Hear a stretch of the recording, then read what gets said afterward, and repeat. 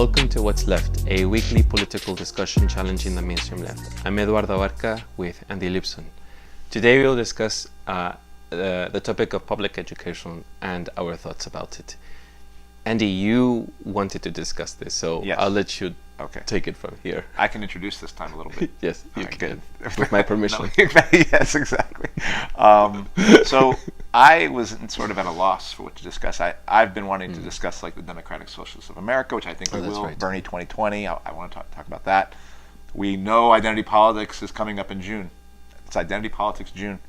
But I've been thinking, I mean, I'm a school teacher. The year is coming to an end. You used to be a paraprofessional. I didn't actually know you had as many thoughts about public education, but I have been thinking it might be worth it for us to kind of use this forum to talk about what we think about public education as it is, and maybe as it could be, both its problems and its potential. You know, so, and I've had some thoughts. I've had time to think about what do I think education really should look like if I was in the kind of society I wanted to live in, which is not this society. And I've never really asked you that. And I didn't know you had this strong thoughts about it, and I'm glad you do. So I'm hoping we can talk about those things today. Yeah. Well, I want to tell you why I had some thoughts about it, Okay. and that is just quickly to tell you that I have been working with children for a long time. Since I was a teenager, I worked as a tutor, and then I worked as a mentor for a program, and then I became a paraprofessional. Then I became a para-interpreter with deaf children. I worked with closely with deaf children in special education, and then I became a basketball coach for an after-school program, and then I became site support staff for an elementary school, and I worked for 3 elementary schools at different times, and All here in San Francisco. yes, Okay. and so I'd had different experiences, primarily in public education here in San Francisco, as an educator, and then I fostered a kid, a former student of mine, and he ended up living with me, which I am writing a memoir about. But I went through with him the process of going through elementary school, then his later years in elementary school, because that's when I met him, and then through middle school, and then through high school, and having that experience with him, and then also having worked as a camp counselor. And so I have these experiences, so I have thought about it very thoroughly, as well as I have been to school in Mexico, so I know the education system is different from here in the USA, and then I spent my adolescence in Europe, so I know how primarily how French school systems are different from the USA, and then I went back to England when I recently, and then I stayed there briefly, and then looked into the education system in Britain. So yeah, I have been ruminating, and besides that, when Este Saúl, who I fostered, my former mentee, who I fostered, I homeschooled him for some time, and having to set up a structure for him as well. So it's been, and my background has been in child development. So I'm a little bit surprised by why you would say that. Why would I not have thought about these things? I don't know, because all I knew about was you being a paraprofessional and you were out of the business, you know, so I wasn't sure. But yeah, And I'm now taking care of my nephew. look at your credentials. You've got more credentials than me. So I think that mostly it's about my experience and how I've seen education fail my Saúl, my charge, as the law would put it, and just also experiencing how I am doing things with my nephew now, differently now that he is a child. And so I think I will speak from that, is what I just wanted to tell you. And I think, go ahead, because you said, I wanted you to share your experience as well. Because you, not like the whole thing, but just your perspective on it has been, and my question to you is mostly through the lens of a high school teacher. That's exactly it. That's what I wanted to just. Yeah, All right. 19 years teaching in high school. That's a lot. That's pretty much it. But And I've been through public education and I've seen people going through public education. That's And you've mentored people, Andy. I know. You're not talking about that. I know. But you have actually been very close to a lot of former students of yours. Yes. So I think you've supported them and seen them through their Right. adulthood. Right. So I think true. that's important to consider. Okay. No, that's true. But I think you said some important keywords. You've seen how public education has failed, say Saul, right? And I think that's, in some ways, I want to start there because I think both of us are critics of public education as it is. Mm-hmm. But I think we both would say we defend public education. Yes. Okay. Yeah. Let me ask this question. What are we defending about public education? I guess what I'll say is, I think what I'm defending in even the existing public education, which is broken, it's broken as it exists today, doesn't work, or it does work. It does work, but it doesn't do the things that I think it should do. What I'm defending is the notion that every human has the right to an education. It is not a privilege to be educated. It is a right. It is a right like living, like happiness.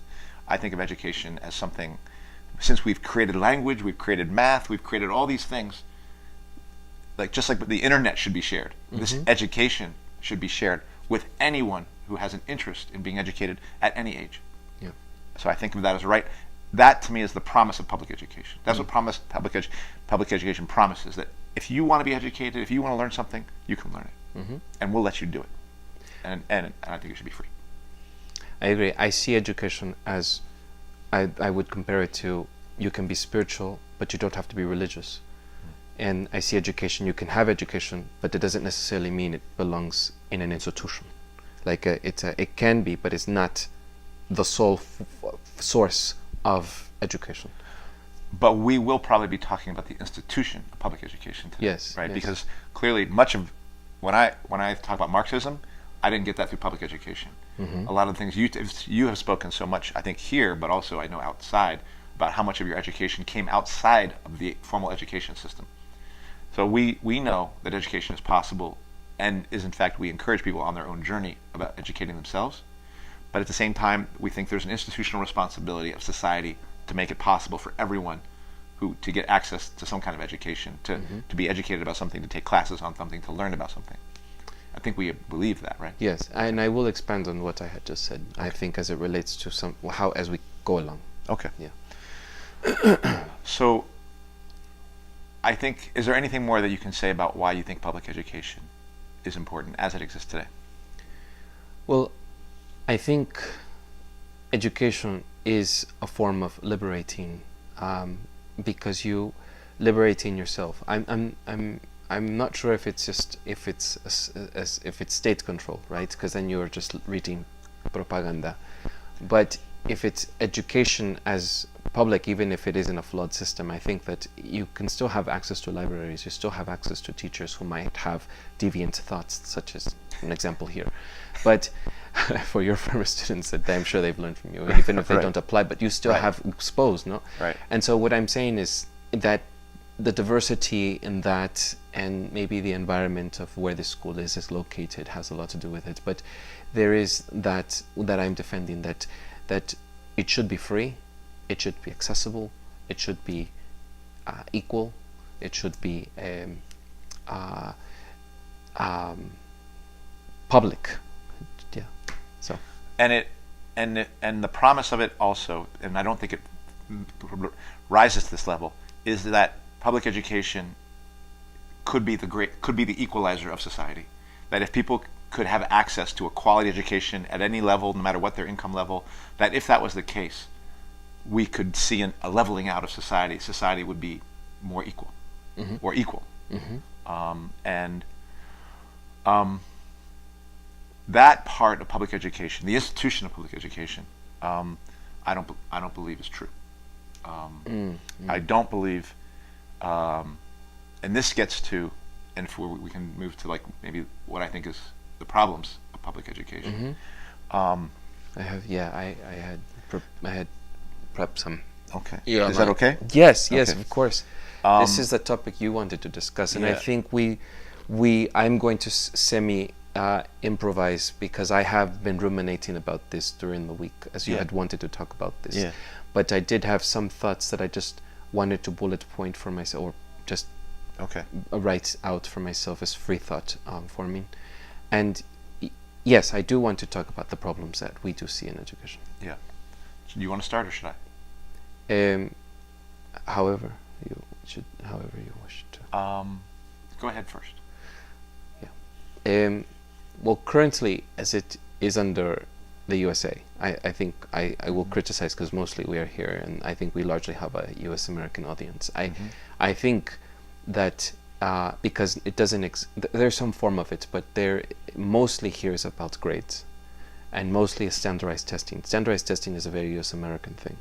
So I think that's my first start here, where I will start, because it is the primary source for which, even from elementary school, because I worked in elementary school, just as you've worked for high school, but I've mostly worked for elementary school, and I have seen from day one, from even pre-K, it is meeting the standards of that grade level. So that's why I think that is the first thing I will discuss about. It is this conditioning that exists for any child to attend a public education here in the USA. It is the sole purpose and intention is for that child to meet a single-minded, single-set form of thinking and learning style to funnel these children to funnel them to college, and eventually that to become better workers in society. That's all I was ever taught anytime I came here to study, and that is the form that I have seen in my personal experience. When children did not meet the standard, they had these long reports where they would write, missing this, missing that, could not read here. For example, just to be concrete, I think our audience would mean, like, what do you mean? If a child who is multilingual and knows lots of words, this is just a very small example, but like myself, I speak 3 languages, but I know 2 other languages that are in sign, Mexican Sign Language and a US American Sign Language. So that's a total of 5 languages. And if I did not know your sight words in elementary school, that you are supposed to know the sight words, I may not have known those sight words, but I knew them in Spanish. I knew them in other languages. But because I did not know the complete for all of those sight words that were required for me to know by some grade level, then I was docked for not having known these sight words. But I was interpreting and translating for my grandmother, and I was also interpreting in sign language as a teenager.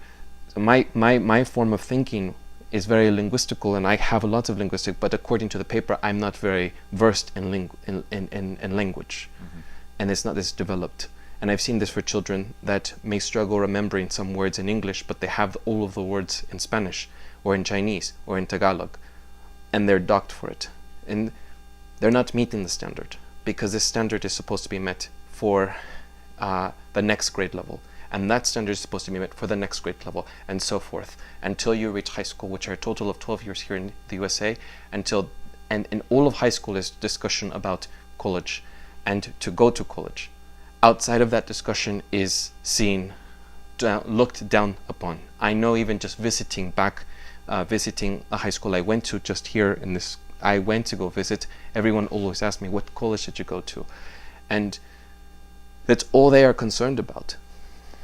Not concerned if I have developed myself spiritually, if not asked me about my travels. Somehow I won't try to paint everyone as just making me, or just us all capitalists, but they're mostly concerned about what am I doing, how successful I am economically, and how well I am doing as well as career-wise, and if I'm happy with these things.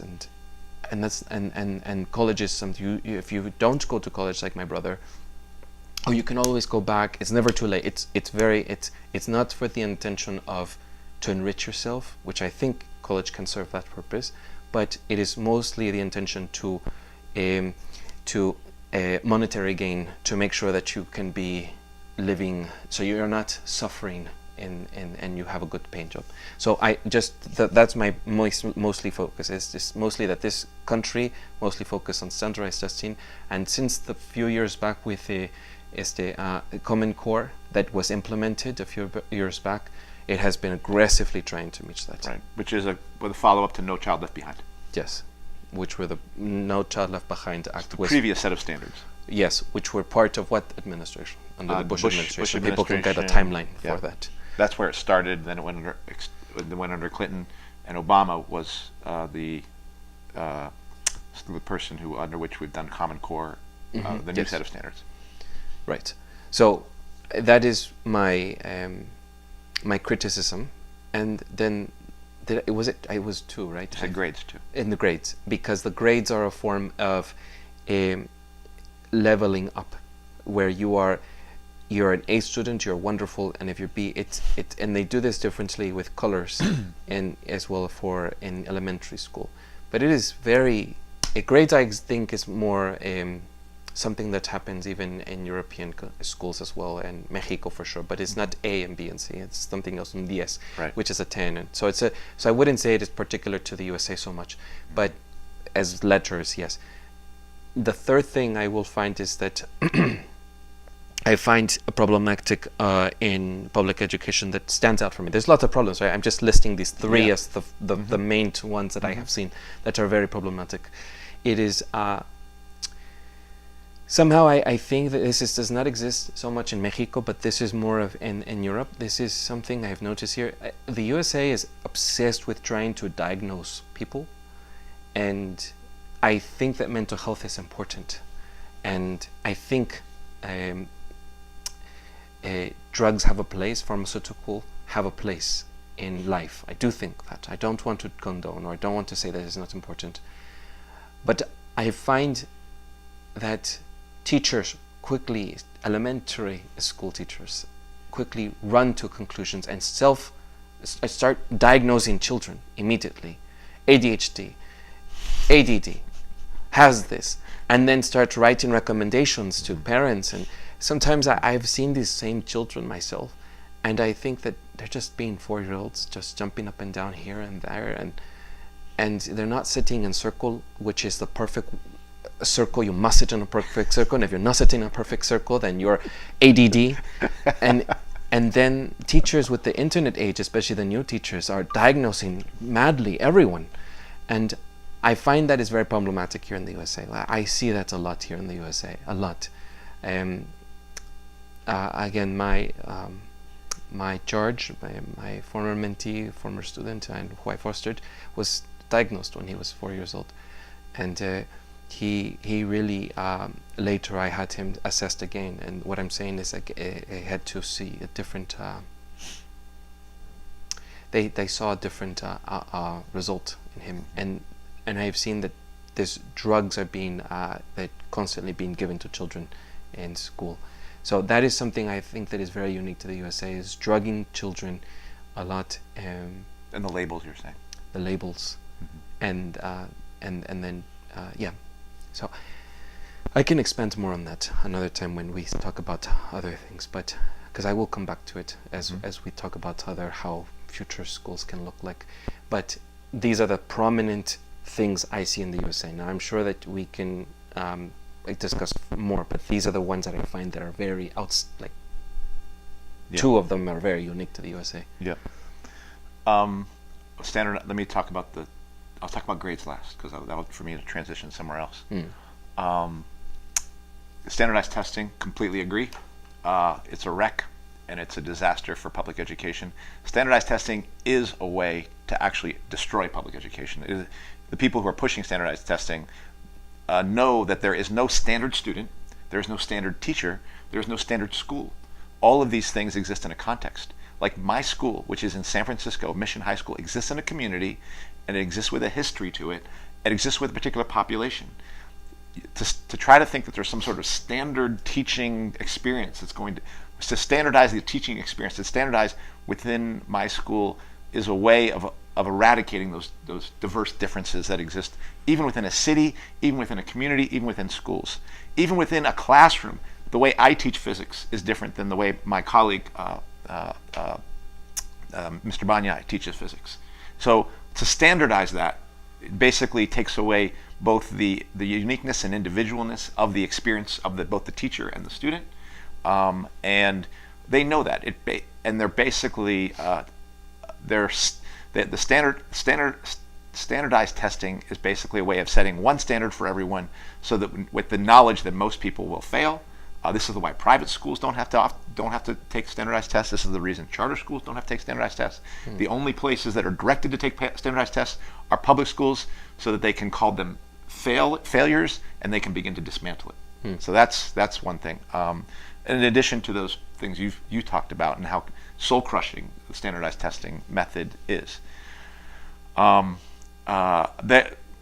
I'm not going to say that I don't even think there is a method I can see of standardized testing. I give tests, and we can talk about whether that should happen, but but those things I believe in. I believe in assessments given by teachers who taught the material to the students in their classroom, and I believe I can say this is how you did, and that usually comes up in the form of grades, which we'll say something more later. The labeling, definitely it is an issue. But that, I believe, is connected to the under-resourcing of public education, the fact that class sizes are getting higher and higher, more and more responsibilities are falling on fewer and fewer people as public education is dismantled as an institution under capitalism. So again, we think there's all sorts of problems in public education, but it's created to fail. I personally don't think you could fund it enough to succeed because it's under capitalism, but we'll get to that in a second. As it is, it needs to be more funded, but when you take funds away from it, then you put teachers in a position where the only way they can get more resources is to say, you have this condition, you have an IEP for this, I can get a paraprofessional to come in my classroom and help me work with you and you and you.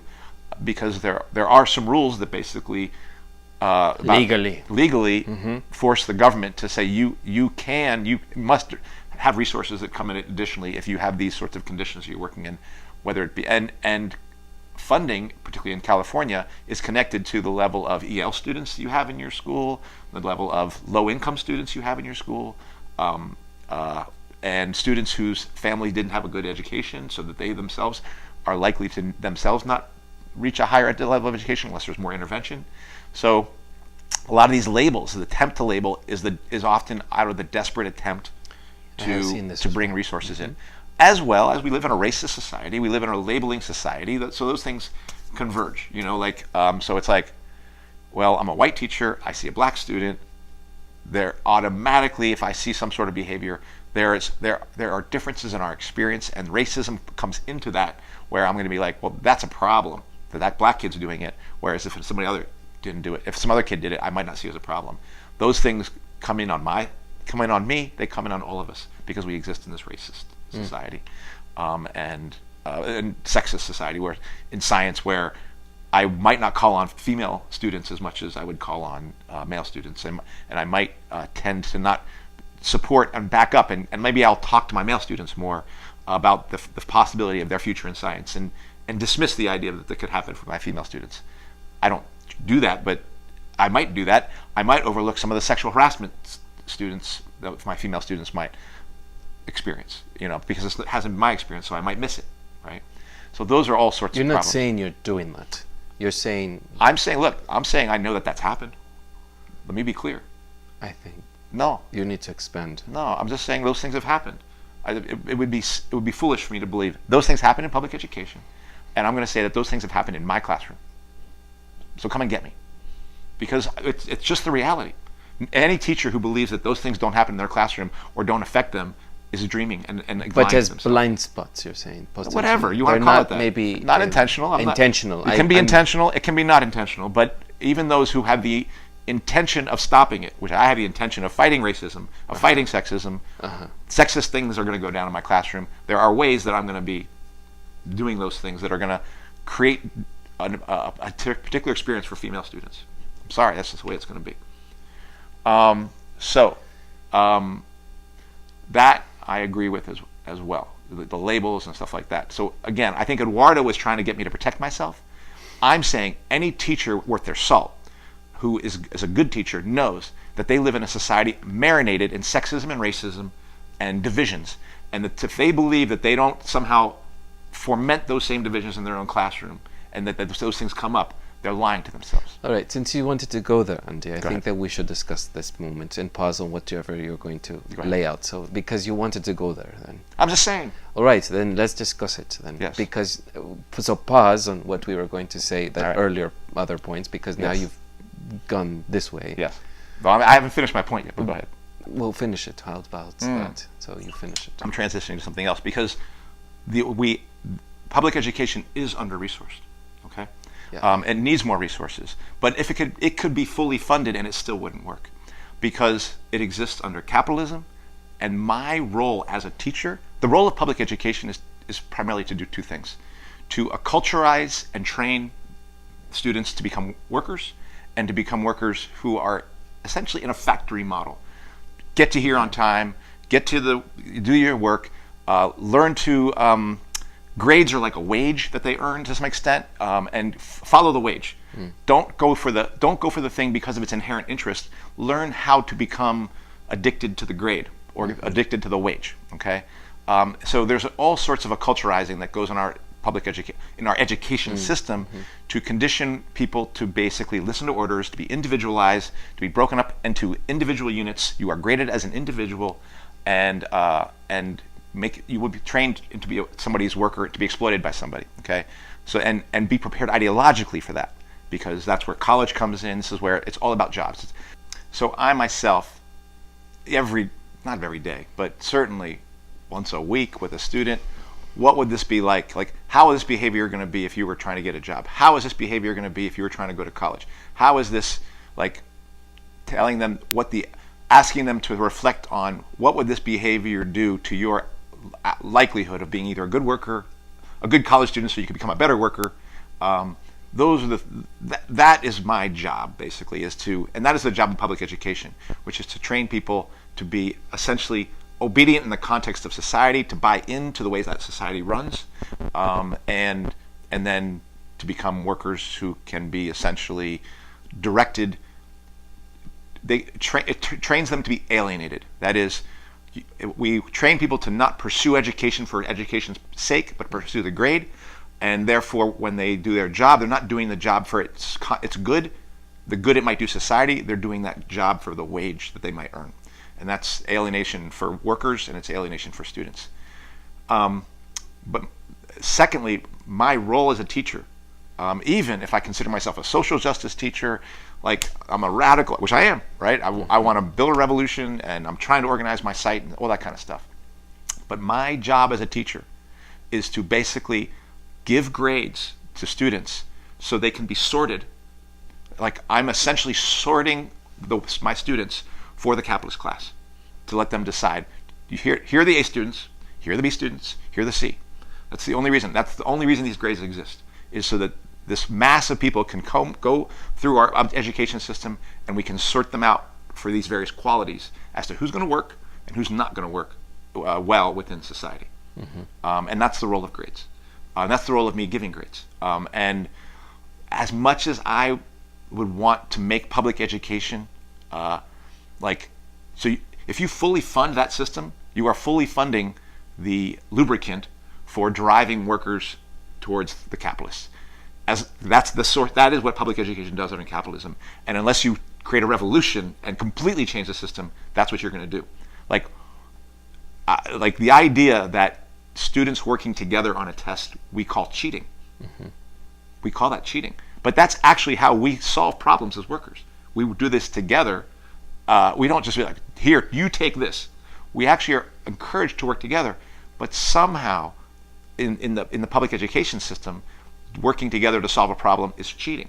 And that's because we have to separate them as individuals and ascribe a grade to that individual so that the capitalists can know who they want and who they don't want.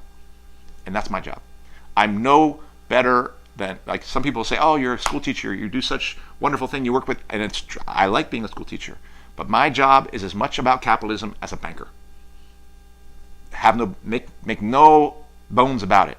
I am as much a part of this capitalist system as a banker, as my brother who works for Goldman Sachs, as somebody who, as our friend who works for Uber, all these people, all of us are stuck in this system, and we are all essentially operating within it and trapped within it.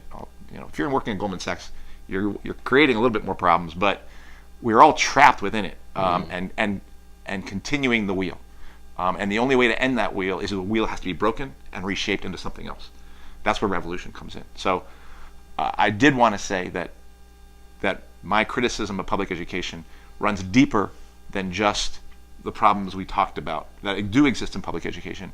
The real problems are it cannot possibly work, not just in the United States, but in Finland, which has less standardized testing. There's a reason why all these systems you talked about have grades of some sort, because it performs the same function. Those grades alienate the students in relationship to their own experience of education, and then ultimately create an alienated experience at the workplace. And it allows the capitalist class in that country to make decisions about who they want and who they don't want. Are you going to expand on? I think I'll let you say what you want to say. Well, it isn't so much that I think since you're not taking it upon yourself to expand, then I think I have questions for you that I think would probably be asked to wonder why you said what you said. Okay. And then, which is parentheses. The reason why, when I say parentheses, like for us, the reason why I want to do this is because I don't want to argue with you later over the phone as to why I want to cut something, and you're going to defend it. I'd rather you defend it now. Okay, gotcha. You think you might be saying, Andy, you need to cut something? I might consider to cut it. Because in the past you've always usually been you, but you're even thinking, okay, got it. And not you don't start my words. I'm speaking very fast because we're in session. Yeah. But what I meant to say is that I will ask you to look it over again and see if you really need it or not. Yes. Okay. That's more so how I mean, like cut. Yes. That's what I meant. But I'm speaking too fast. We're in session. Right? Got it. Okay. All right. So I don't want to have that conversation. And so on the phone with you. Okay. And so fair enough. Yep. So defend yourself Yes. with me. Yeah. Maybe not to our public, but Right. So I guess that my question is for you then, what do you mean that are you I suppose I take what you said as you are aware of your biases, but you're not intentionally trying to be biased. We all, even I as a person of color, have biases, and I don't normally bring out the card as I as a person of color, but I'm saying this because you said as a white teacher, as a male, you mentioned, so I'm now using my card, for goodness sake, that I as a person of color also have biases, and I think everyone, as we have already stated in our previous episode on racism, that I stated that even people of color can be racist. And the reason why I say this is because I don't believe that this is something that pertains to white people. I think that it pertains to anyone that is in power. It's not so much white. If it's the Japanese with the Koreans, if it's the Mexicans that are over the indigenous population in Mexico, whatever it is. It's a system of power, and that is race is a construction that is a form of to overpower other subjects. So my question to you is it were you when you had said what you had said, was that that you're aware of your biases, but you're not intentionally trying to be sexist? No, I mean I wouldn't. Yeah, I would say I'm intentionally trying to not be sexist or racist. It's not so much the aware of my biases. I'm aware that I have been raised in and exist and work in a racist, sexist, capitalist institution called public education. And that institution trained me because I was a student of it. Right. I have gone through the schooling from at high school to college to graduate school. I was trained in an institution that trained me in all those practices of racism and sexism, and essentially defending that ideology and defending those practices, defending those institutions. You were conditioned. That's what the tree teaching is. I'm a product of that system. Right. So I don't go back into, and so that product of that system goes back into the very same system and somehow is going to produce anti-racism? Is not going to reproduce some kind of sexism? Impossible. Right. So I suppose the way you delivered it made it seem as if you are intentionally trying to be racist. The way that, at least I'm going to put it this way. I'll say I'm intentionally not trying to be racist, Right. and yet I'm in institutions, and because of my job, the minute I ascribe a grade to you, you're done. It's over. It's racist. The minute I'm forced to give grades, it's racist, because there's such a difference in the students. Like, we already know that that's a setup for students. Let me put it this way, just in simple terms. Yeah. You see a black person and you assign them an F because they're black. I would say that, yes, I mean, that can happen. There are students. But I'm talking about you. You. Do you do that, Andy? Do you?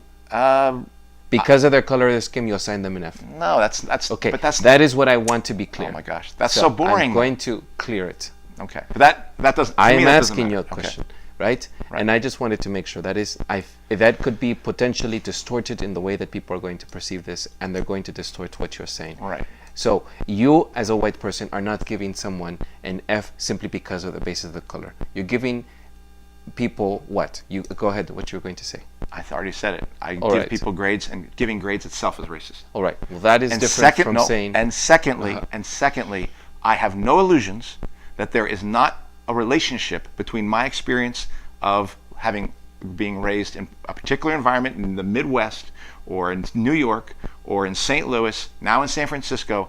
I live in one community. I have people from other parts of communities coming in. I have no illusions that somehow that doesn't play in to the experience I have with those students together. Whether or not they perform as well for me as they would for another teacher, whether or not I project something that might turn them off and shut them down, all those things go on. I think that's universal. But of course that happens with everyone. I don't think that happens to just white males. But of course, right. and I'm saying that because we are marinated in a racist, sexist system, we are going to reproduce those things within that system. Yeah, and and I'm not going to make myself free of that. Right. It's just it's just the way it is, and I can do as much. What is it called? Sensitivity training or whatever sort of thing, or like check my privileges as much as I want. I still exist within this system. I will still reproduce those problems because it's inherently racist, sexist, and it's inherently a system to divide workers up and essentially hand them over to capitalists and let them abuse them and exploit them. Parentheses. That's what I wanted you to say. Okay. Perfect. Much better. All right. We might keep that too. No. All right, we probably won't get it. Thank you. All right. Yes. So it's just expanded. It's not just. Oh my God! You started saying sexual harassment. You just started. Well. No, you have to expand. Always expand. Okay. Well, I'm a little bit tripped off, honestly. Like you did with climate change. Right.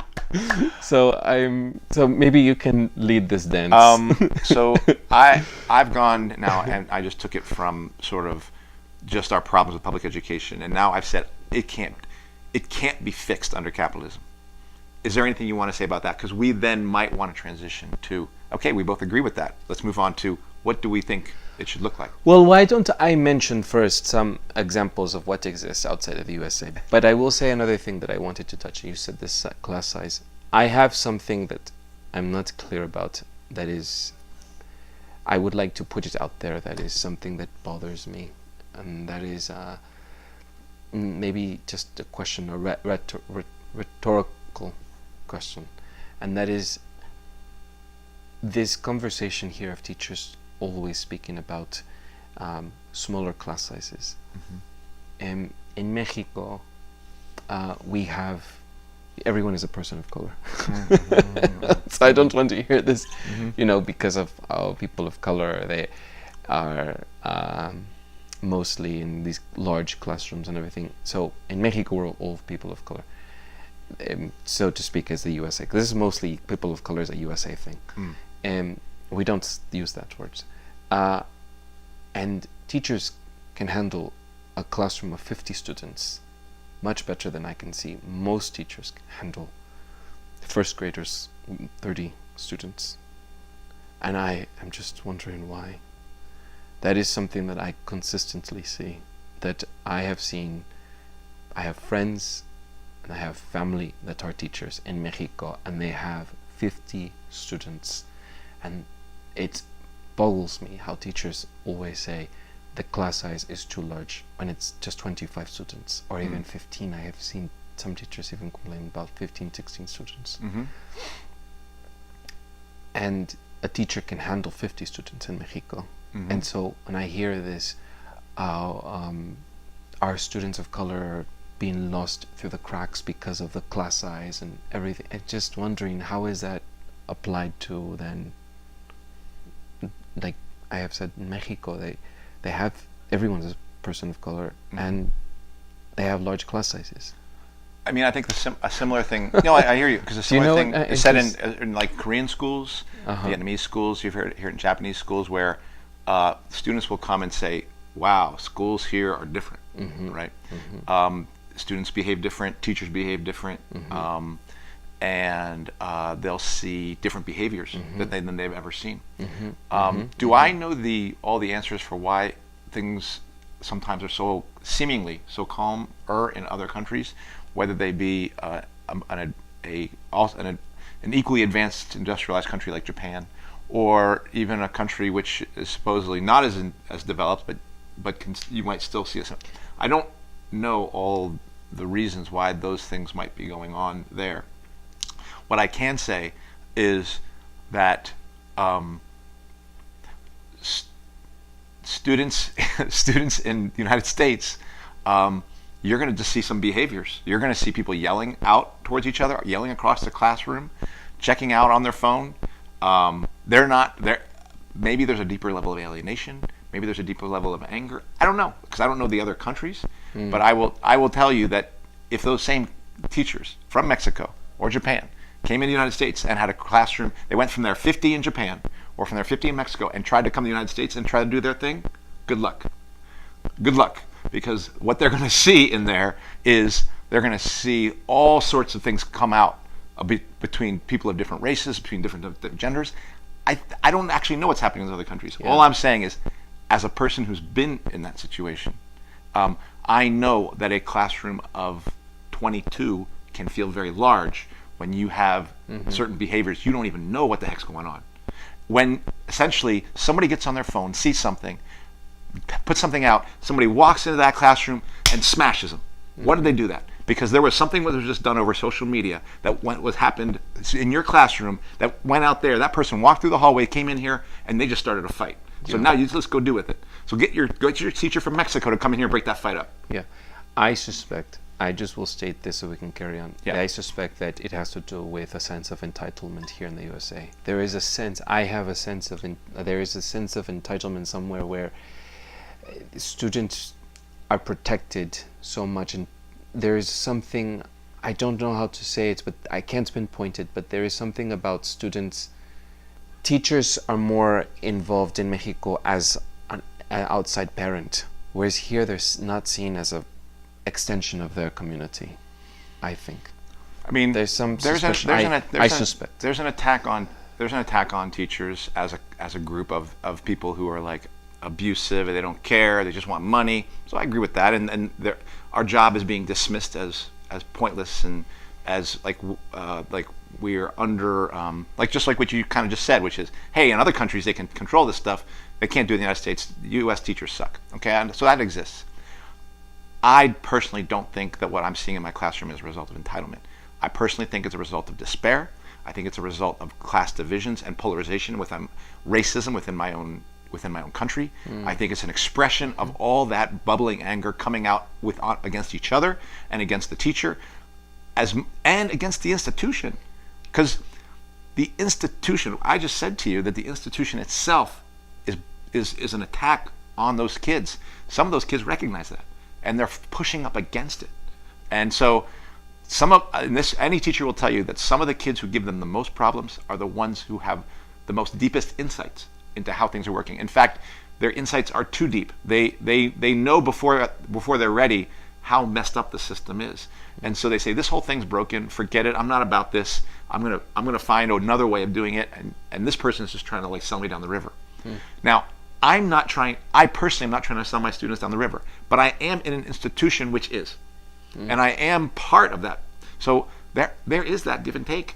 So I do think it's a combination of all the divisions that exist within our society, all of the angers, all the pressures and all the despair these kids have about their future, and additionally there's an awareness that this isn't for me, that this thing that's happening to me in here is not for me, and I'm going to fight back against it, and I'm going to do something else. So there's a rebellion there. Right, and I wasn't trying to simplify, just for others No, are going to try to attack me on this. I'm not simplifying it to entitlement. I can expand on entitlement, but I Okay. do think that we should carry on.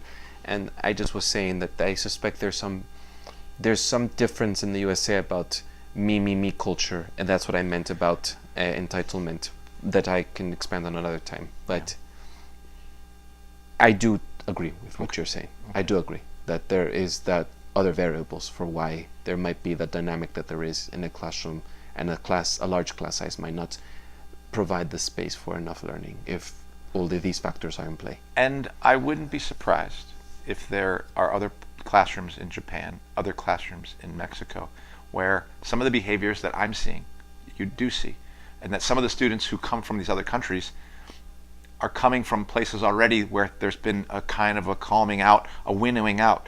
There are students in the United States who go to certain charter schools, who go to certain private schools, even who go to good public education schools, who don't won't recognize the things I'm describing. Mission High School does have some of those sorts of things, but we have a public school called Lowell, which has way larger classes, but you will not see the disruption. It's a public school. But now they have an application process to get in. You have to score well enough to get in. To meet certain criteria. And my school is an open school. We can't do that. My school has 23% students with IEPs. Their school does not. My school has 50% of the students who have been identified as English as second language, with all the issues you talked about of like, hey, I have an education, but you're not going to recognize my education. Their school does not. I'm not saying that's bad on them. They're public education. They're my brothers and sisters over there. But we have a different school, even in the same city. Again, why standardized testing does not work. Their school will score very high on a standardized test. Our school will score very low. It's an attack on all our schools, but the ones who are going to face the music first are schools like mine, which serve the neediest population. So that, I think we just mentioned the very prominent ones, but I do think that we should just briefly mention, I will tell you, because I have been to Europe, that there are differences, and in terms of how education is delivered in other... Even taking in consideration, just in France, for example, longer lunch break, healthier meals, which is important. It is. Yes. Yes. You have all varieties of cheese for your lunch, and healthier options. Yes. And it's banned to have sugary drinks in a French school. We'll talk about. We haven't discussed that the taxation the tax on the on sugar. Yeah. Well, and there's. Give me my sugar, my soda. If people have been watching this series continuously, you'll know why in another episode. I'll let you continue. But what I'm just trying to say is that there's a promotion for healthier options. Yes. And there is in French education, more visits to museums, and you mentioned Finland, and there is almost no homework. Right. Another one, Right. which is very unique to the USA, but it's not, because in less Mexico you get a standardized lot of testing. homework as well.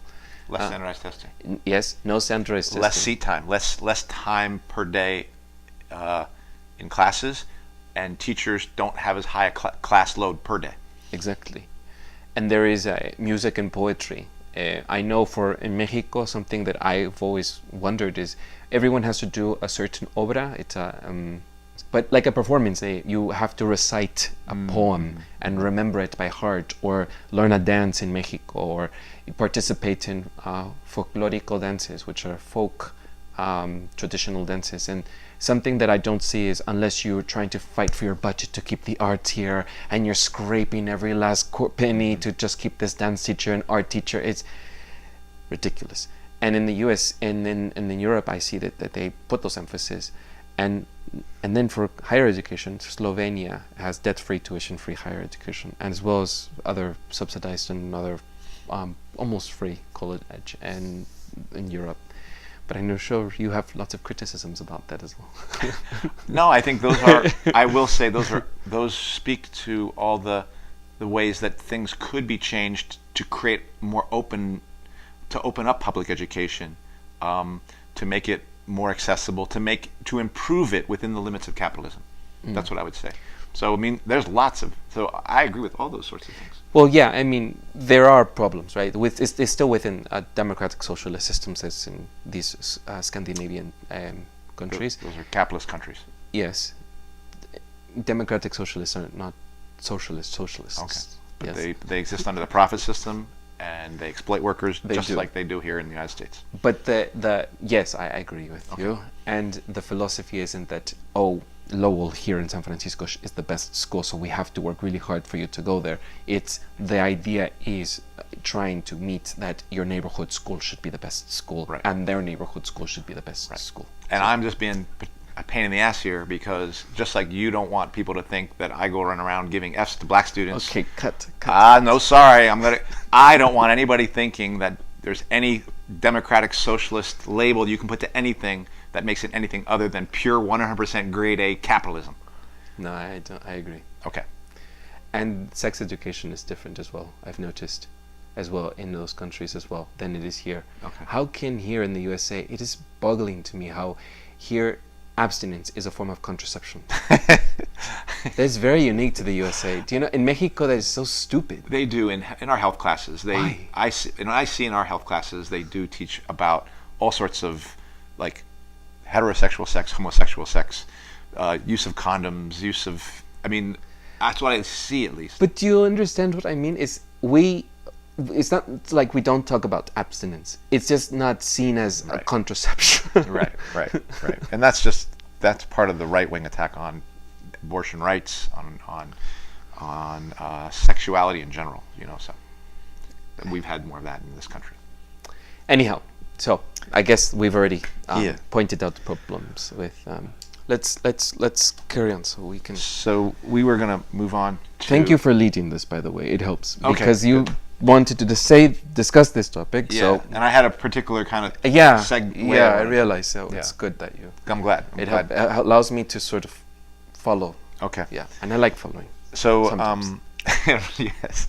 So for this last part, I think, is for us to spend a little time talking about what is our dream of public education. What is the thing? If public education was the kind of public education we would 100% stand behind, not just defend it while knowing it's flawed, and trying to keep people from chipping away at something that ultimately can't work anyway. But what do we actually believe in? What are we actually fighting for that we'd say, this is what I want? Should I start? What would you prefer? I can do it. Okay, yeah. go ahead. I think why I will start is because I have something. I think I believe you're a little bit more predictable than I am.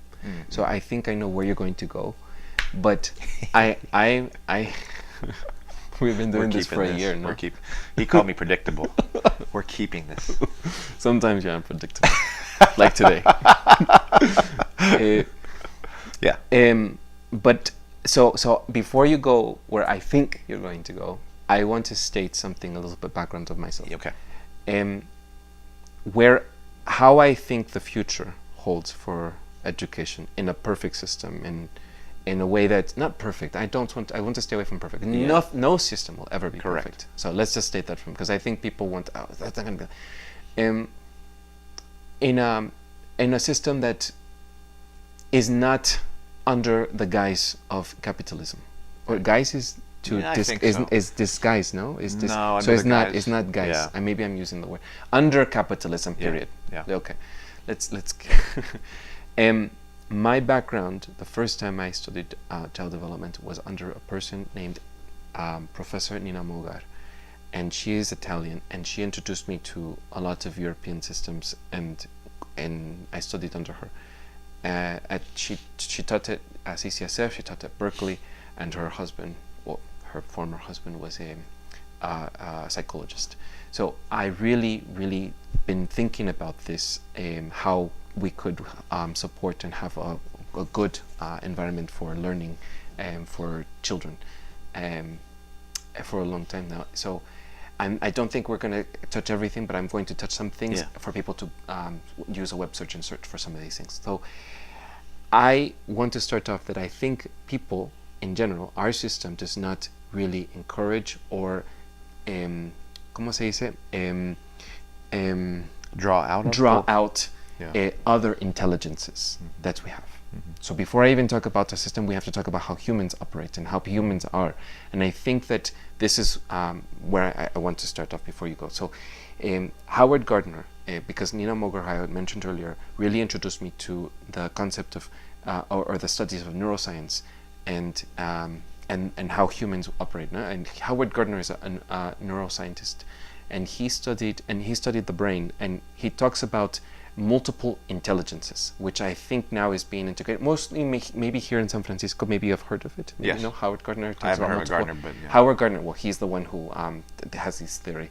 Though there are 8 now, there has been added a ninth, but multiple intelligence, and I will just state what the multiple intelligence are. I'm not going to go in depth. It's for you to research, but I'm just going to talk about just list it out. The theory of multiple intelligence differentiates human intelligence into specific modalities, rather than seeing intelligence as dominated by a single general ability. And there are 8: musical, rhythmic, visual, spatial, verbal, linguistic, logical, mathematical, bodily, kinesthetic, interpersonal, intrapersonal, and naturalistic. And these are the forms I think that we do not, if I can use a negative into a positive, exploit our students or our children to really draw out, as you had said, draw out this form of their strengths. Because in this school system that we currently have, it is single focused. It is not single style classroom, desk, board, hierarchical system, no? Where there is a teacher teaching, and this is throughout elementary through college, and that is mostly using one part of the brain, which is mostly written work, no, which has to do with linguistic ability and logical thinking and reasoning as mathematics. Right. So there is a single way of really determining someone's intelligence. That is the problem with public education. And so from there, now that I have just stated this, now I can state how I can potentially envision a more adaptable, wonderful. Okay. And can you hold on to that thought, because I want to see if you would agree with this thing. So I think because I agree with this, particularly as you move down the socioeconomic ladder, as you move into the education of students of color, students who are poor, the education narrows to a thin reed. Okay. As you go up the chain, once you get to certain high-end public schools, certain private schools, then actually I think it broadens out, where some of these modalities are encouraged, where there's an openness. It's been talked about how there's multiple education systems in our system. There's one for workers, and there's one for the middle class, and there's one for the children of the capitalists. So I just want to say that I agree with that, but I do think that as you go down, it gets narrower and narrower to the point where you're trying to bring. We recognize that it opens up a little bit at the top, but it's for that opening where you're going to be encouraged to be artistic, encouraged to be creative, encouraged to be thinking in all sorts of different ways, even maybe be rewarded for having an alternative intelligence. That's going to really tend to only happen at the top of society and the children of the elite, essentially. You're right, and thank you for that. So yes, I agree with this, and just for I know that some people might say, I will just say this, so I'm not having to link it later. So I will probably. Howard Gardner proposed this motto in his 1983 book, "Frames of Mind: The Theory of Multiple Intelligence." For anyone that wants to do more in depth, and so in our public education, what isn't being encouraged is this. For example, one of the multiple intelligence is the bodily kinesthetic, which might be what we label an ADHD student. Oh, that person has ADHD, as I see in teachers do. Or that person is too spatial. Like I was very spatial. I was in my world sometimes, and maybe that's why I'm a writer, right? I write, but I'm forming all of these other imaginary thoughts in my head, whereas someone is more mathematical and they're perfect for this top-down model education system that is just one way of doing something, one form of learning. And so from that, I want to transition to how I think potentially how a school can be looked at. I think that I'm not a socialist. I have said this, and I think under a socialist system there would be some form of agriculture needing to incorporate into basic education. So I am thinking of basics, the foundations of, not the foundations, the fundamentals of education, which I think would include experiential learning, which would involve agriculture, because you very basic things like building, and in Europe they actually do some of these things, building and gardening and learning about animals through real life experiences that would really connect people, our children rather, to nature and to animals and to the planet, instead of teaching it through a textbook where you need to save the planet but you have no connection to the planet because you don't really feel things. And children really don't think through the prefrontal cortex, which is up here. Children think through experiences and the senses. And in a sense, it would be what? It would be the sense of feeling connected to this animal, or feeling connected to this nature, or this hike, or this people, because of diversity, and we're meeting different cultures, and we are talking different languages, or my teacher speaks 2 languages, or this or that, you know. And mostly in the USA, I think it's very monolingual, language focused, and you know more because you've been through this system more than I have, and I have different background from you, so I know that is not encouraged. Where in Mexico you're going to learn French, and you're going to learn English, and you're going to speak Spanish, and in Europe you're going to speak 4 languages because your mother's working in Italy if you're in the corner, but your father's working in Spain, and you go to school in France, so you're going to have to speak Italian, French, and Spanish, no? And in the Philippines you speak more than 1 dialect or 3 dialects, so it's very, very diverse. And here I think it's missing these things. So I think it would be language and culture and diversity, first-hand experiences, paseos, field trips, and that's just for how children, I think, would learn fundamentally, and with that school age. As I think that kids grow up, I think that they should then learn through project-based things, such as things that call for them. If they are interested in technology, well, they can focus on those studies and not to neglect other studies like arts, if they're interested in the logical informational technology, but get exposure through facilitation of adults being facilitators more so, to provide the space for this education. And then they focused on the real study. And I think something like this exists for creative arts in Sota. It's not the perfect model, but they study music, and then they still have exposure to these other courses, right? But that's Sota. Sota School of the Arts for people. I'll pause here because I want you to insert some things that I want you to, I could go on. Oh, okay. Yeah, I can continue, but I think I want to back and forth. Oh, okay. Yeah. Well, I think the first thing I would like when I think about a system that I believe in, what I would believe in, and I do think this would only occur under socialism, after our working class revolution, under the dictatorship of the proletariat, essentially, and under an expanding of that socialist system internationally. I think it would take some years to develop something like this, but I think grades would have to go. Yeah. Grades are not part of an education system. Grades are, again, a way of alienating students from that education experience, and a way of sorting them for the capitalists. When you don't have the capitalists to exploit them, and you don't want them to be alienated from education, you have to remove the thing which is doing that. So remove grades. Secondly, any assessment that I do make, I actually think it should be private. I don't think it should be. I think a person can be like why, if I go to a counselor and I share something, that's my business. I think it's no one's business but theirs.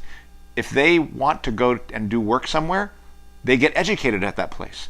And furthermore, education just doesn't occur in a high school or an elementary school or a secondary school or a college. It occurs at every phase of society. Every place you enter, if you choose to work there, has an education process to help you learn how to become a worker there. And education goes on for your entire life. It doesn't just end after you're 18. Okay, now you're educated, go, and now we're going to exploit you. Education, it can occur anywhere. Even the education that I might be doing at high school. Why can't a person from the community come into my physics class? Why do I only get to teach 10th graders?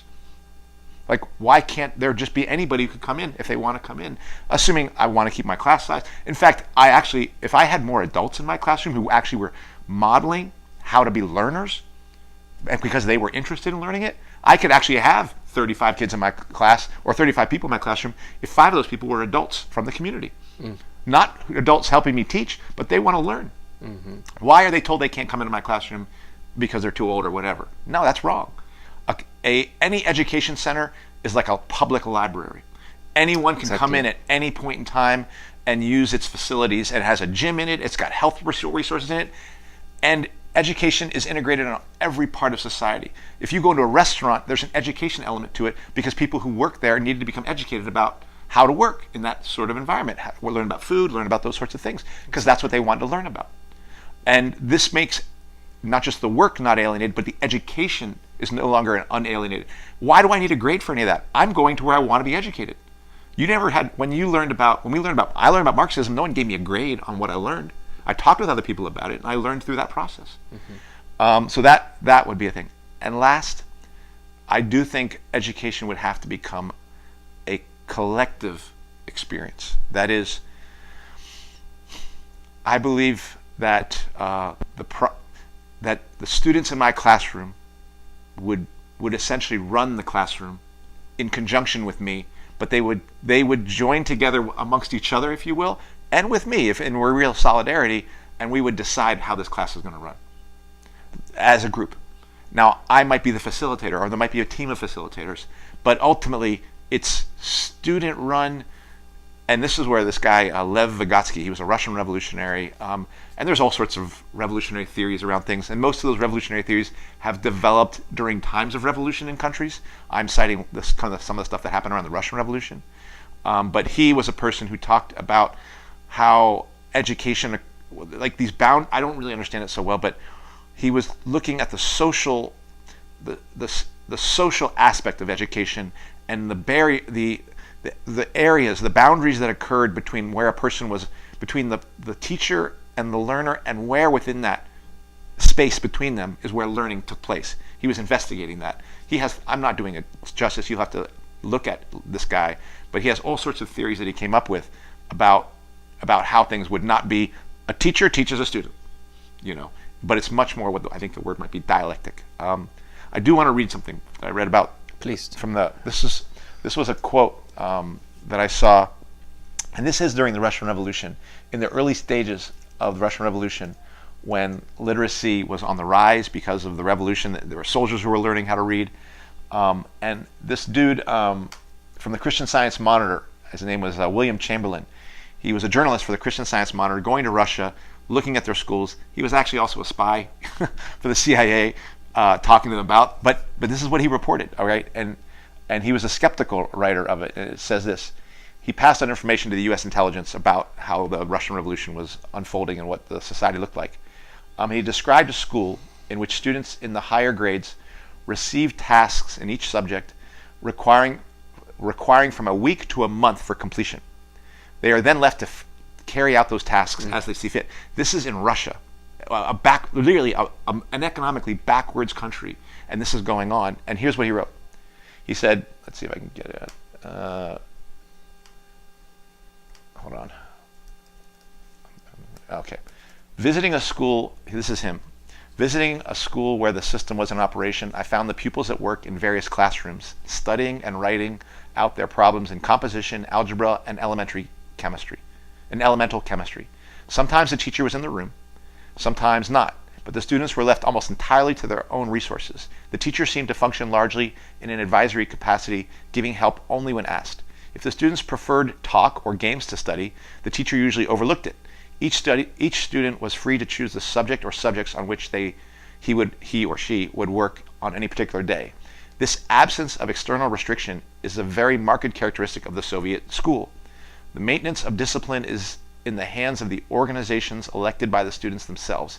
And while one seldom witnessed actual rowdyism in the classroom, one is also unlikely to find the strict order that usually prevails in the students of other countries. So, and again, that's a revolution that failed ultimately. Okay, so it shows they just started to open up education there. Okay, and then things were shut down. So, I believe education would be fully integrated, and that your pursuit of education would be encouraged around curiosity, would be encouraged around the pursuit of education for what it really is, its value in our society, not for how can I use you to make money and how can you get a better wage once I use you to make that money, but does that pursuit have any internal interest to you and you want to pursue it, and does it ultimately have an aim for, does it help society in some way? If it doesn't, it becomes your own. If it does, you do it collectively, and I just think education has to be stripped of just being individualized. It has to be stripped of its grade element, and the teacher has to be seen as part of a collective of teachers, but in conjunction with students, and ultimately in conjunction with parents. That to me would be true public education, where fully integrated, no grades, collectively run, and the fact is, the only way we would ever get there is the only way we're ever going to get collective students is if we have collective teachers, and collective teachers not teaching social justice curriculum, collective teachers fighting for their own rights. That is going to be the first education that our students will get, is when they see us as teachers fighting for our own rights and fighting for that kind of society. Until they see that, there's no way to get to this place that they got a glimmer of in the Soviet Union. They will not get there by us teaching them that in the classroom. The schoolyard for the lesson will be a lesson learned during the course of a strike that expands and goes beyond just contractual aims and goes to the aims of, we are transforming society with this act of collective workers, and we're taking our students with us. And students will learn a giant lesson in what schools really should look like out of that. And this is why a strike is not anti-education. It is pro-education. It is pro-true education, because it puts the control back in the hands of workers. It puts the control potentially back in the hands of students. And they're the ones who have to be, because public education right now is built to alienate students from education, and it's built to alienate workers from the labor they do. And the only transformation we can have from that is actually in struggle fighting the capitalists. I really, to expand on just 2 points you had made already, but before I say it's possibly the same point as mine, are you then for intergenerational? Yes. Yes, all right, okay. So that's what I figured, because I was going to say as well, because when you had said that anyone can enter your classroom, in my mind, the way I saw it, because I have this idea that intergenerational learning is symbiotic. Yeah. And when you said this, I thought, oh, well, that would be a perfect place for older students and younger students and adults being in there as well, right, to learn and teach what they have just learned. Maybe they're not fully versed as you are, but right, the thing that they have learned, they can pass on that right, very thing. And that's where assessment changes as well. Right now, assessment is all in my hands, and not even just a power thing. I'm with my students, but it's too much responsibility for me to have the assessment of it. This is where other adults, other students the assessment becomes a matrix. It's a matrix of the collective you're working with on any given project, of the people who are giving you feedback. Oh, you did this part you helped us on, this part, this is how I did it. So I don't have to come in there and assess, or I can, but I only become a piece of a matrix of assessments that the student experiences through these educational experiences, and they don't have to be written down. And they can be private. I mean, why does it have to be cataloged somewhere on a computer somewhere and said, this student did this? The only reason that we need that is so a capitalist can use you. That's the only reason. So we don't need that written down. Come in and have this experience, and if you want to work somewhere, go to that place and work there, and you will be part of that thing. If it turns out it doesn't work out because you're not liking it, or they don't like you, because that can happen, then that you're going to be like, okay, let's go somewhere else, because it's not working, But even having adults that enter, maybe they might feel more connected to that other person. Right. That is teaching them rather than you. Or Correct. And I'm also just talking about this situation where the education place is also the workplace. Like, you would come to school not to just be educated about chemistry. You might go to Starbucks, but Starbucks is capitalist. But cafe. You go to a cafe, and you learn about drinks and coffee and whatever you're interested in. You cook. But you learn there. There's an apprenticeship. Yes, you learn there. There's an education, and every place has an education process in it that you could learn something from it. And different cafes have different expertise in different areas. We're into teas. We're into this. This would be the flourishing of education, and its intersection with our labor, because what capitalism has done is it's separated mental and manual labor. There's some of us who only do some mental labor with our manual labor. Some people do only manual labor. You don't have to think at all. But that creates a bunch of us who are slaves. We can't think for ourselves. If we're going to have a society where workers are going to run it, they need to be able to think and work. And so their work has to require that education to be part of it, no matter how, quote, menial it is, because there could be something element of it that for them that and brings richness to them.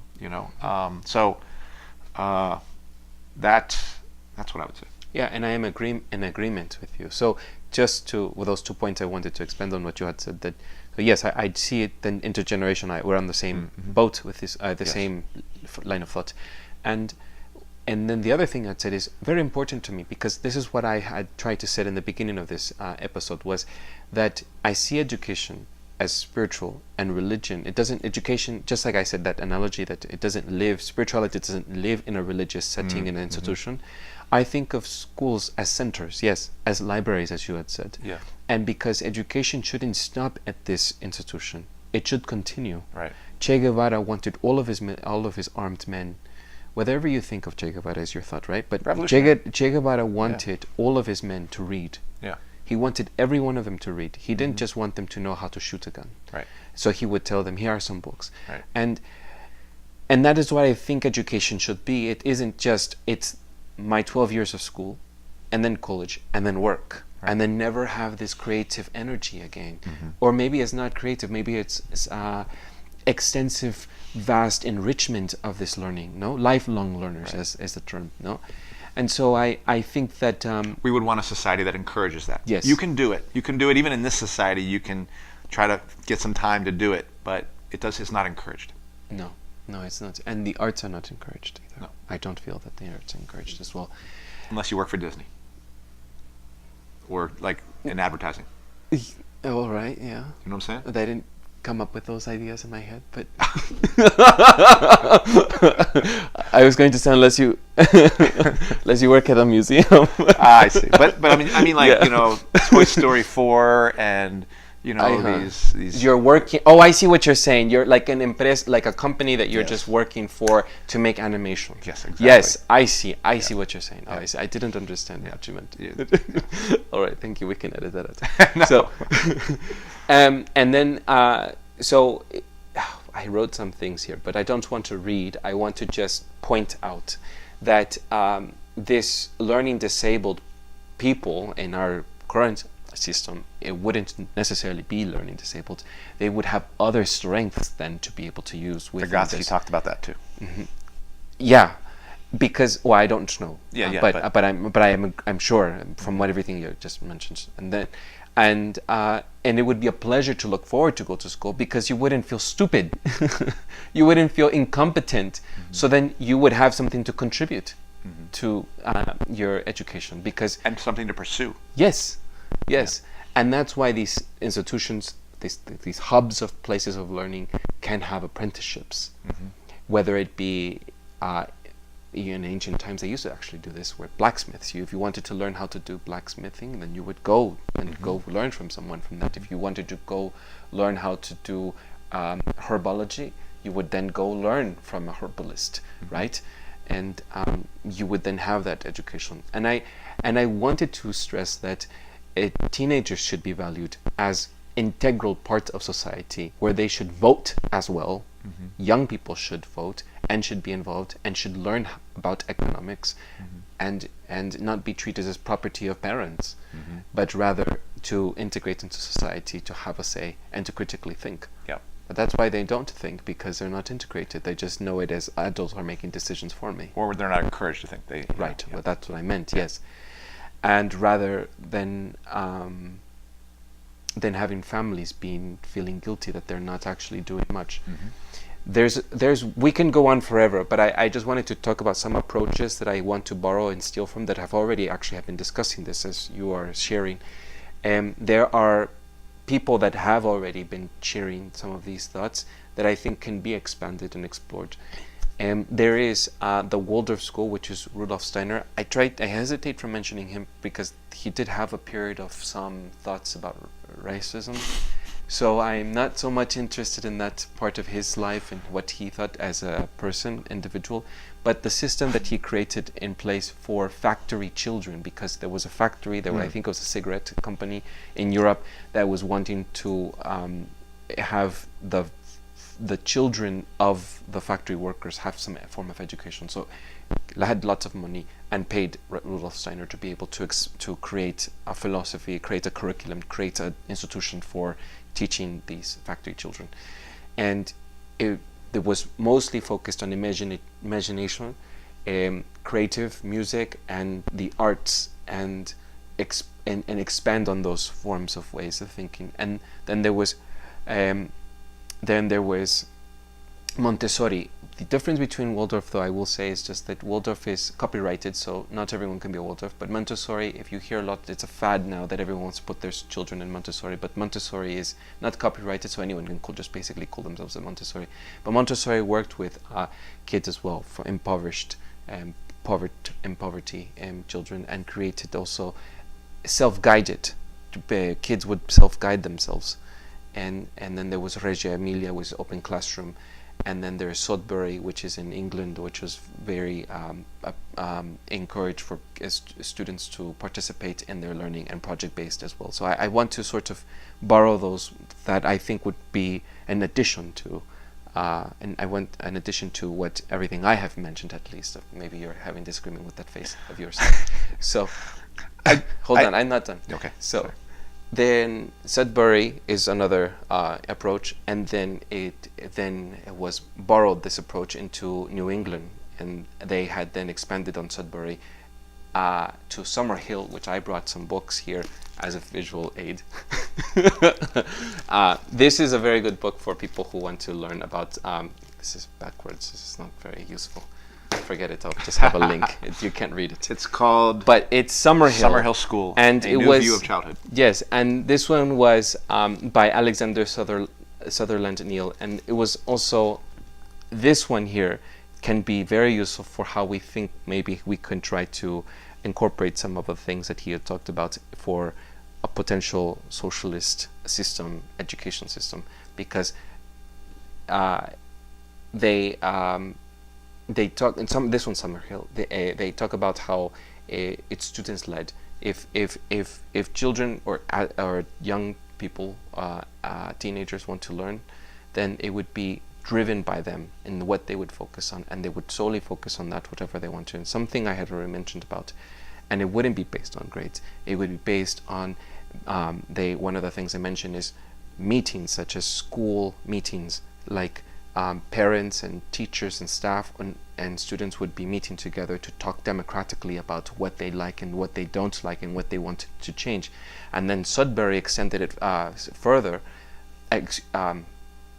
Summerhill extended it further by even voting out staff if they don't like the staff. They would be voted out. And so it's just a type of school that would range from K to 12, where students can complete responsibility for their own education, and is run and directly, democratically run by students and staff, and treated as almost equals. And I think that elements of that could be incorporated in a futuristic or future socialist system. What's your criticisms, Andy? No. I have my own issues. I get triggered easily when I hear Montessori and Waldorf. The fact is I that mentioned several. I know. I wasn't know. mentioning No, just no, it's Montessori. just me. It's just me. But I think there's a lot. What of, is your criticism? There is a lot of theory out there to explore, and you've touched on some. So I'm not going to say anything against them. I don't know them well enough.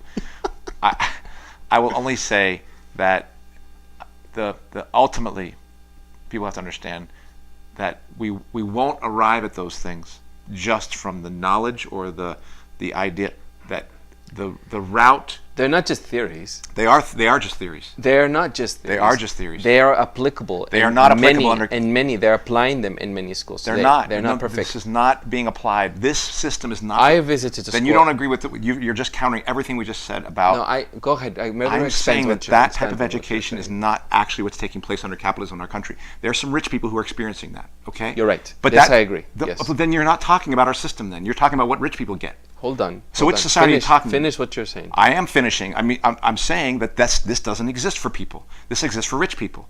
These theories will only be applicable once we as workers overturn this system, and we have to teach our students to make that same revolution.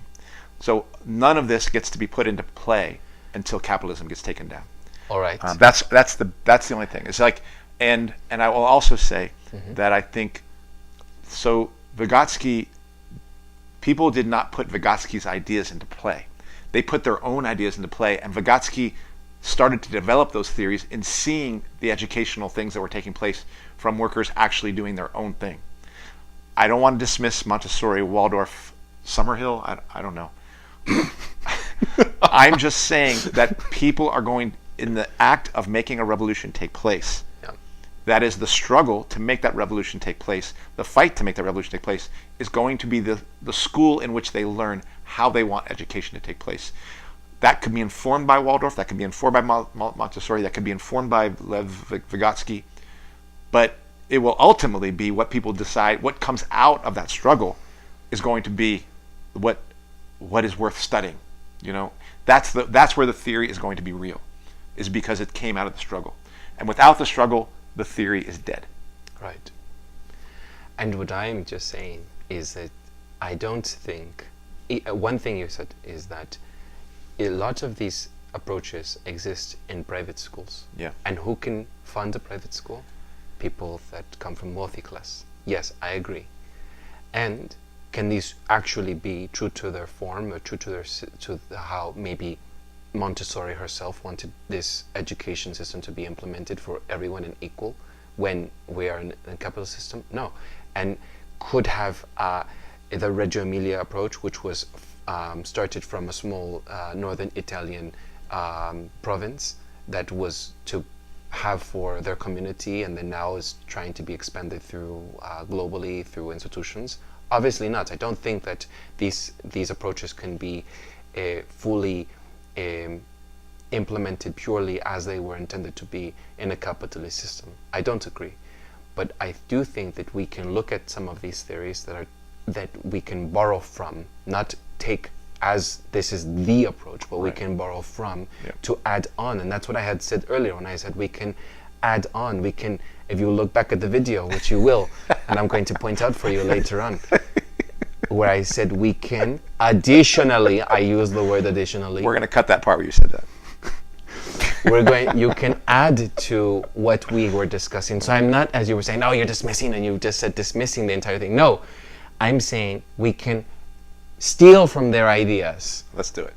And add it on to steal from the rich and give to the poor. This is not rich. They were not rich. Rudolf Steiner the people who are using that, and Montessori was not rich. She was a doctor. She was working class. I'm talking about the people who are getting to use their ideas. I see. So, but I will mention, since you're saying that it's not applicable, something that did happen, a little thing. It's still and this is just one of many, many experiences. Maybe I prepared it unknowingly from your attacks. One of the things I wanted to say.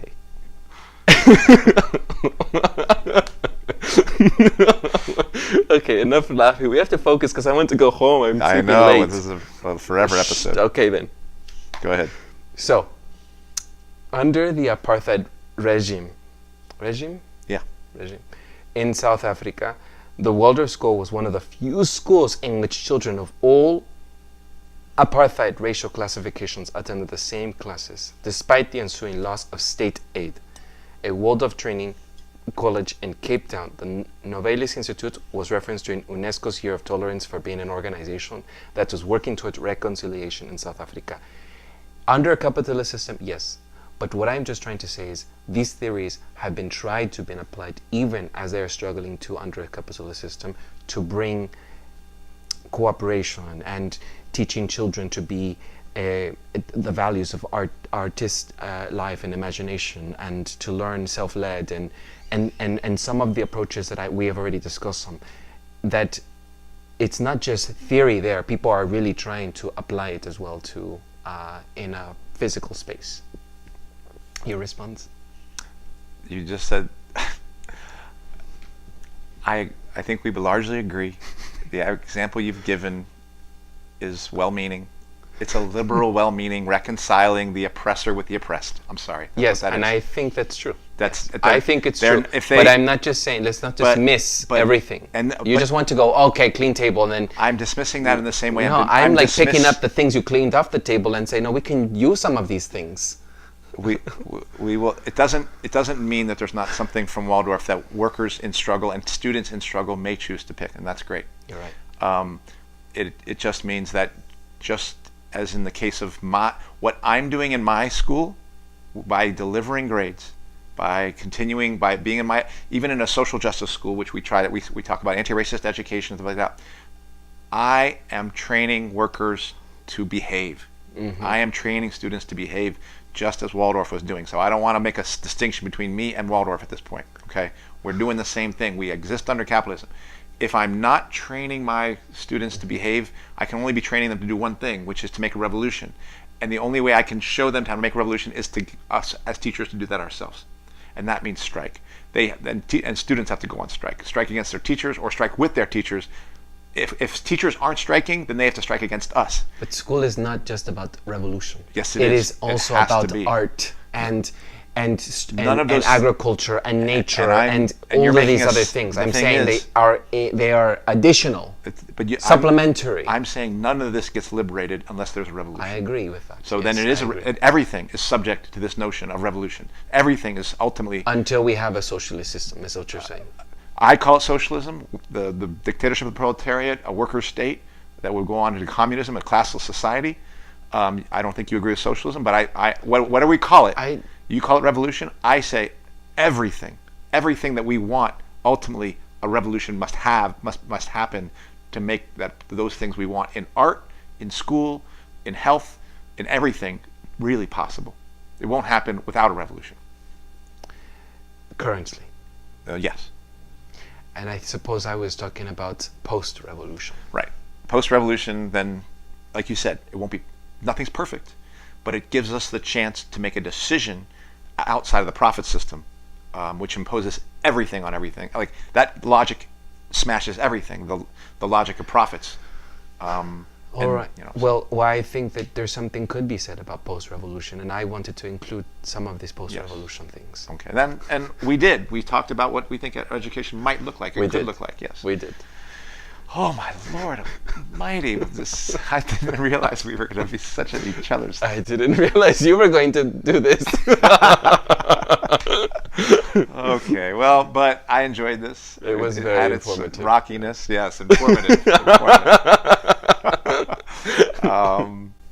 And I'm glad that you came prepared, and I think you definitely had some things to bring. So I do think we agree on a lot, but obviously there's shades of things. Well, I guess I realize that you don't want to talk about anything post-revolution. Yes, you do, but you touched on it. But you're really interested in making sure that saving. Oh, look at me, multilingual person. Saving, or rather, having those things such as the arts, such as nature and creative thinking, and even apprenticeships and everything we just discussed, can only happen if we bring down the system first. Yeah. And you want to really focus on making sure that those things are not torn down by a system, by oppressing people, and or my understanding is that they're not exclusively for rich people. Right. That's exactly right. And I think probably the reason I keep coming back is that the thing that needs to happen is first and foremost an act. It is not a thought, if you will. It's an act. It's an act of rebellion, of insurrection, of fighting back. That's where all this starts. And until we do that, all these ideas will remain, and I don't mean when I say this, it's going to seem inflammatory, they remain dead unless we as workers choose to take actions that allow us the possibility of bringing these things to life. That's what I mean. And can we agree, though, that learning is a byproduct? Yes. A byproduct, as I wanted to a byproduct of everything we already discussed. Yes. That I don't want to exhaust us with. Yeah. But you know what I mean. I think our audiences are not stupid, that we don't have to repeat every single thing we just talked about. We're stupid. Yeah, but but learning is a byproduct of everything we already exhaustively talked about. Yes. And not the central focus as drilling as we do now under a capitalist system where we do mnemotic. Is that how you say it in Mnemonic? English? Mnemonic? I don't know. Well, flashcard form of learning, just repetition Mnemonic. And learning and memory, Mnemonic, and because you have to pass a test and Yeah. right? But rather an organic, very way of learning that could potentially, but could really give everyone a chance to feel confident about their abilities. Yeah. All right. Yeah. Okay. We're done. We're done. Okay. Next. Well, thank you. And what about next week? Do we have any ideas? I'm tired right now. Okay. I don't think we're gonna see what happens. We'll be back next week. We'll be back. This is long for them, long for us. Yeah. This is, okay. So, do you want to sign off? Or? Yeah, we will think of something. We always come up with something. So we'll see each other next week for sure. Hopefully, we might not be friends after this. What are you talking about? I know. I love this conversation. It was fun. All right. There are more things I would rather be not friends about than everyone. For new listeners, or for just a reminder for our former listeners, or for continuous listeners, please subscribe, rate, review, and best of all, share with your family, friends, community. You can find us on YouTube, you can find us on BitChute, you can find us on Stitcher, Google Play, and most traffic has been on iTunes podcasts. Right. We welcome your comments as well. Please do, and thank you, and we will follow up with another episode. We'll see you next week. Ciao. Gracias. Bye.